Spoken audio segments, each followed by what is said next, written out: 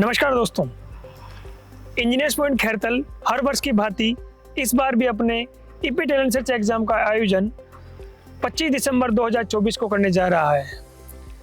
बहुत सारे वो पेरेंट्स और स्टूडेंट्स जो हर वर्ष ईपी के टैलेंट सर्च एग्जाम का वेट करते हैं और सोचते हैं कि हम इस एग्जाम में भाग लेकर के अच्छी रैंक ला करके अपने आगे का जो अध्ययन है उसमें कैश प्राइजेस एंड रिवार्ड जीत सकते हैं। क्या क्या है इस एग्जाम के फायदे, क्या क्या है इस एग्जाम को देने के प्रोसेस और भी बहुत सारे सवालों का जवाब देने के लिए मेरे साथ उपस्थित हैं संस्था के डायरेक्टर आजाद सर। सर स्वागत है आपका। नमस्कार सर। मेरा पहला सवाल आपसे कि ये जो टैलेंट सर्च का एग्जाम है आप कब से करवा रहे हैं और क्यों आपके मन में आया कि मुझे ये एग्जाम करवाना चाहिए? नमस्कार जी।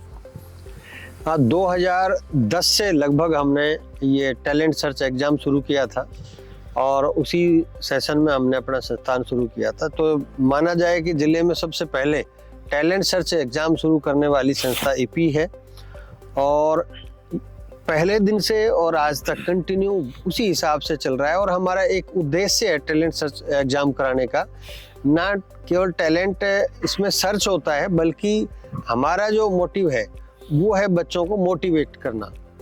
इससे क्या है कि बच्चे को भी पता लग जाता है कि मेरी पोजीशन क्या है और पेरेंट्स को भी पता लगता है कि बच्चे को अपन ने अभी तक कितना पढ़ाया लिखाया है और किस लेवल पे बच्चा है। क्योंकि अपने हर स्कूल में बच्चा टॉपर रहता ही है, अब दूसरे स्कूल का टॉपर है, तीसरे का है, और ऐसे मिलके सबका पता लग जाता है कि आप एक डिस्ट्रिक्ट लेवल पे 1000 या 2000 बच्चों में आपकी पोजीशन ये है फिलहाल। तो बच्चे को कंपटीशन की भावना भी बढ़ती है और ये कंपटीशन भावना भी बढ़ती है और साथ साथ में बच्चे को मोटिवेशन भी मिलता है इससे, तो मोटिवेट भी हम लोग करते हैं। बिल्कुल।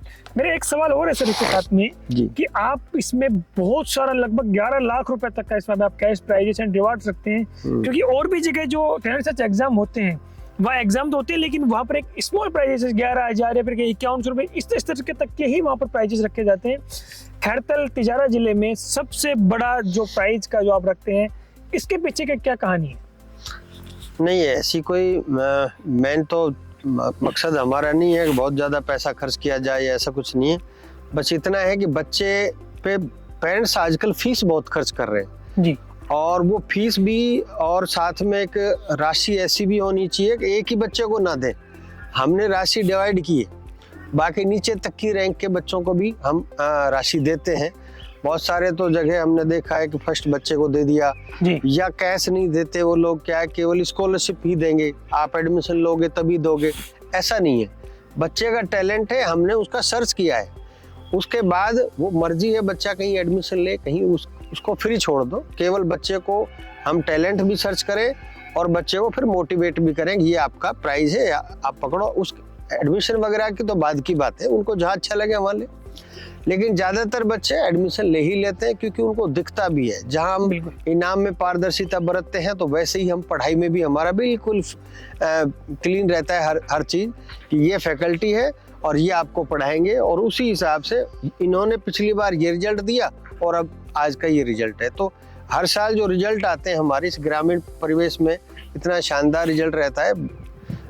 सीकर से, कोटा से, जयपुर से जो भी लोग हमारे परिचित हैं संस्थान से, वो बखूबी जानते हैं इनको और बताते भी हैं कि ऐसी जगह से आप बच्चे को मोटिवेशन दे के अच्छे से टीचर फैकल्टी, और फैकल्टी भी हमारी बाहर से खूब बढ़िया फैकल्टियां हैं जो इन्होंने बहुत अच्छी रैंक दिलाई है IIT नीट में। इस तरह से पैसा खर्च होता है, अच्छा भी लगता है, बच्चों को पैसा मिलता है। उनके कई बच्चों की तो कंडीशन ऐसी है कि उनको उस पैसे से ही वो पढ़ लेते हैं जी, तो अच्छी बात है। अब हम किसी ऐसे बच्चे को पढ़ा रहे हैं जिनको वास्तव में नीड थी पैसे की, वो प्राइज के रूप में ले गए बच्चे। बिल्कुल। और प्लस स्कॉलरशिप, हमारे यहाँ दोनों चीज चलती है। सर आज जहाँ बैठ करके हम अभी इंटरव्यू कर रहे हैं और आपके पीछे अपन देख सकते हैं तो भव्य बिल्डिंग अभी बन करके तैयार हो रही है।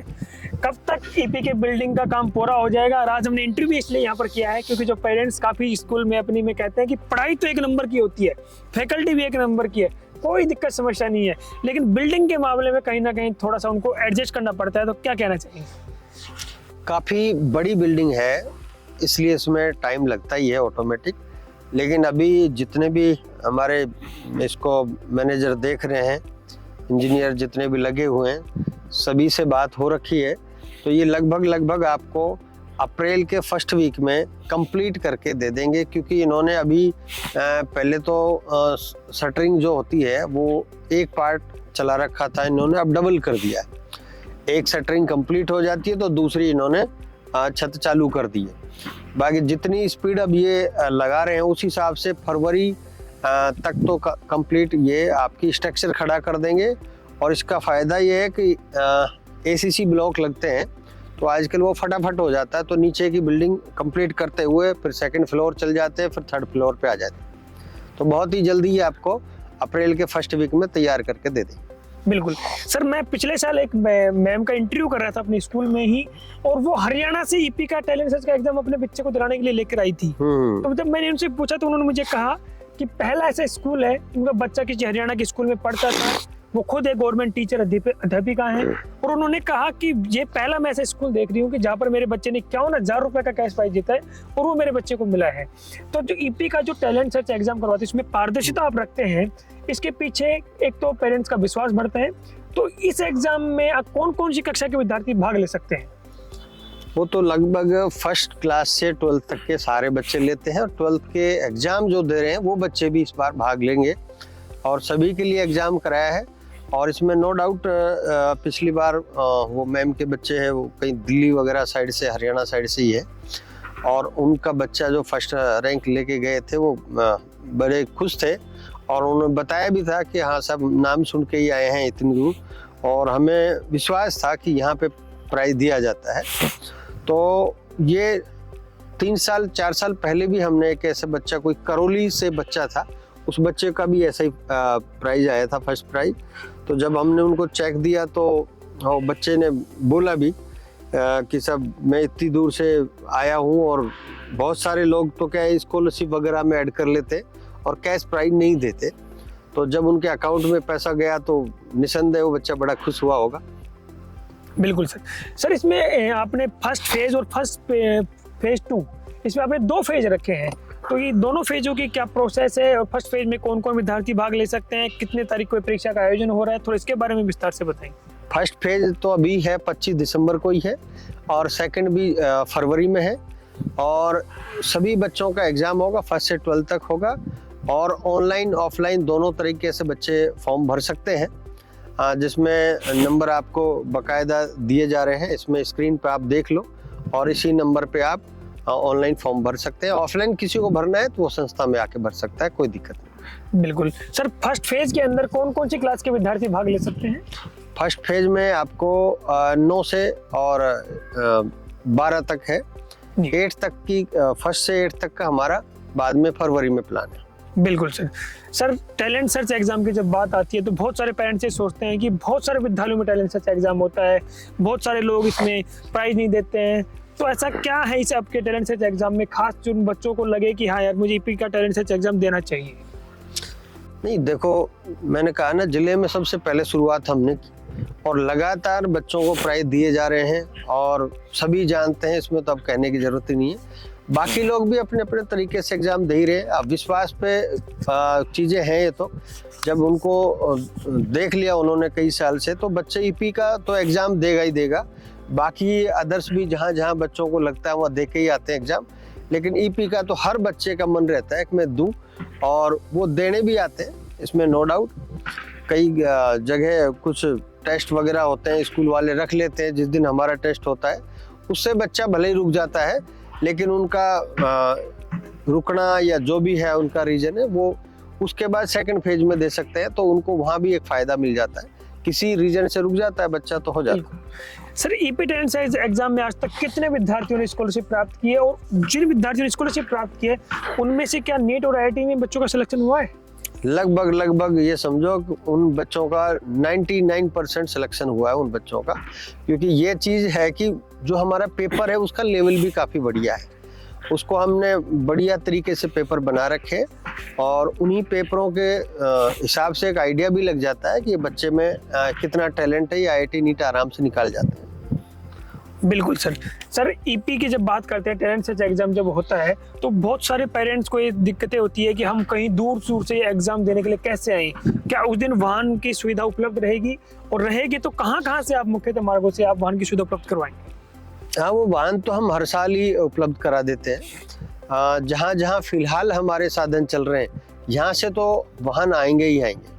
लगा के हरियाणा बॉर्डर से अजरका से शुरू है, इधर से आपका तिजारा वाहन आता है, वहाँ से हमारा तिजारा से है, और उसके आगे चले मुडावर से इस साइड से है, और फिर ये आपका नीमराना के पास से ये जसाई गांव है, यहाँ से स्टार्ट है, और पड़ावा के पास ये है बीजवाड़ साइड है, यहाँ से है, फिर आ जाओ आप सोडावाद साइड से है, फिर बानसूर साइड से है, और फिर आप अलवर आ जाओ यहाँ से है।